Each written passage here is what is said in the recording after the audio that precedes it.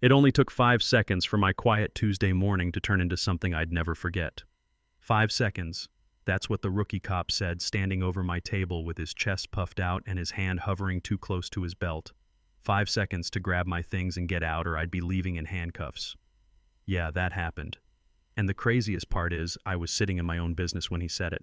The bakery smelled like warm bread and burnt coffee, that familiar comfort you don't even notice until it's gone. I was in my usual spot by the back window tablet, open coffee cooling beside me, just checking numbers before the morning rush. I wasn't loud, wasn't bothering anyone, wasn't even looking around much. Just another man with a coffee and a screen. You know what I mean? When I heard that voice, sharp and way too confident for someone that young, I honestly thought he was talking to somebody else. I didn't even look up right away. I saved my work closed.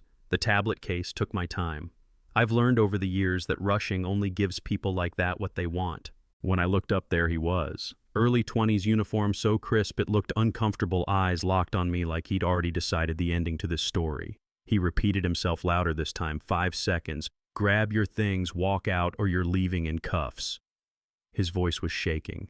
Not scared, more like he was riding an adrenaline high he didn't know how to control. I told him calmly, "Officer, I'm a paying customer. I'm sitting in my own business and I'm not leaving."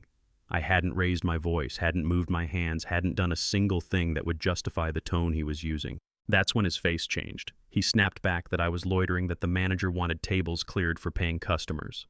I pointed at my mug, the half-eaten pastry on the plate, and said, "I am a paying customer and the manager is in the back handling a delivery I scheduled."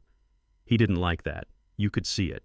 Something about a black man speaking calmly, confidently, like he belonged, just short-circuited him. He told me not to get smart, said he'd been watching me through the window, said there'd been reports of vagrants harassing staff and that I fit the description. Vagrant.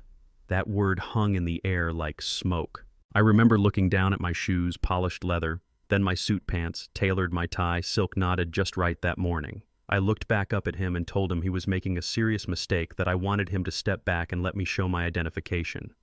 That's when his hand dropped lower and his voice got louder. Hands away from the bag. Last warning. The room went dead quiet. You could feel the tension crawl up your spine. The couple in the corner stopped talking. An older man folded his newspaper halfway. The barista froze mid-wipe. I kept my palms flat on the table, open, visible, and told him I was trying to help him avoid a lawsuit, but he seemed determined to ruin his career before lunch. He didn't hear that as advice. He heard it as disrespect. He leaned in closer and told me if I reached for that bag, things were going to get bad real quick. What he didn't know, what he couldn't know because he'd already decided who I was, is that every second of this was being recorded. Security cameras, phones, all of it.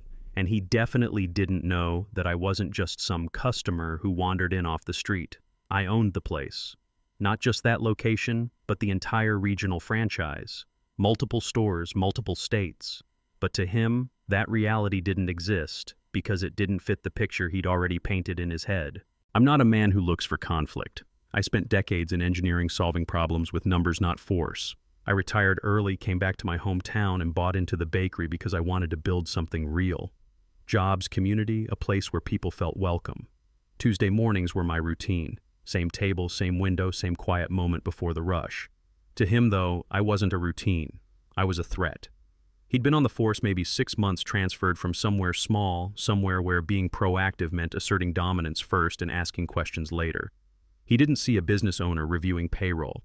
He saw a black man sitting alone in a place he thought people like me didn't belong. He'd parked his cruiser illegally out front, watched me through the glass like I was casing the joint, then walked in ready for a confrontation. I stayed seated because when you've lived long enough, you learn that authority without wisdom is dangerous and sudden movements can get people killed. He started counting, said, if I wasn't standing and moving toward the exit by 3, I'd be arrested for criminal trespass. I asked him on whose authority, asked if the manager or owner had asked me to leave. He said he was the authority. Right then, the back office door opened. The manager stepped out with a clipboard and froze when she saw what was happening. Her eyes went wide and she said, "Officer, is there a problem?" "That's Mr. Cole, he's the owner." He spun on her, told her to stay back, said he was handling a disturbance. She looked genuinely confused and said, "A disturbance." He shouted at her, told her to stay back or he'd charge her with obstruction. That was the moment something in me hardened. I told him that was my employee, that he wouldn't speak to her that way, and that she should go back and call my attorney. That set him off completely. He grabbed my arm and yanked me up from the chair. I didn't fight. I didn't resist. I stood up smoothly, letting him twist my arm behind my back. The cuffs snapped shut, loud and final, the sound echoing in that quiet bakery. I told him he was making a mistake that would cost the city dearly. He told me to tell it to the judge. They walked me out past the window, past the customers, past the street, putting on a show he thought made him look powerful. A black man in handcuffs, head high, being led away. He wanted that image. In the back of the cruiser, I closed my eyes for a second, not because I was broken, but because I was angry. Angry for myself, sure, but more for all the people who'd sat in that seat without the resources I had. He was breathing hard, checking himself in the rearview mirror like he'd won something. He had no idea he'd just signed his own termination letter. At the precinct, the desk sergeant looked up, then looked at me, and his face went pale.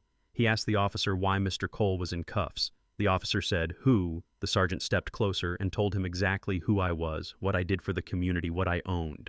The color drained from his face so fast I thought he might pass out. That's when the tone changed. Apologies started flying. Supervisors showed up. They offered to drop the charges, expunge the record, let me walk out like none of it happened. You know what they wanted? They wanted it quiet. They wanted it gone. I said no. I told them I wanted the paper trail, the booking number, the signed statement of probable cause. I wanted him to write down exactly why he thought I didn't belong in my own business. Without that record, this was just a misunderstanding. With it, it was evidence. They booked me. Fingerprints, mugshot, the whole thing. The videos hit the internet that night. The contrast was brutal. Me, calm-seated, hands visible. Him, loud, aggressive, escalating nothing into chaos. The story went national. The city settled a big number, headlines everywhere. I took that money and donated it to a legal defense fund for people who don't own franchises, who don't have lawyers on speed dial, who don't get recognized at the desk. Here's the part that still sits heavy with me. I didn't win because I was innocent. I won because I was powerful. And that should make you uncomfortable. Because if I didn't have the title, the money, the connections, how would that day have ended?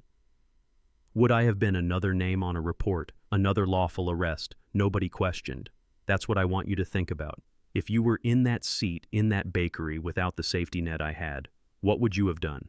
Would you have walked out quietly just to survive the moment, or would you have demanded accountability and paid whatever price came with it? That's what I want to hear from you. Drop it in the comments. Tell me what you think is right, what you think is fair, or tell your own story if you've seen something like this or lived it yourself. Because conversations like this don't get fixed in courtrooms alone. They get fixed when people stop pretending this stuff doesn't happen and start talking about it out loud.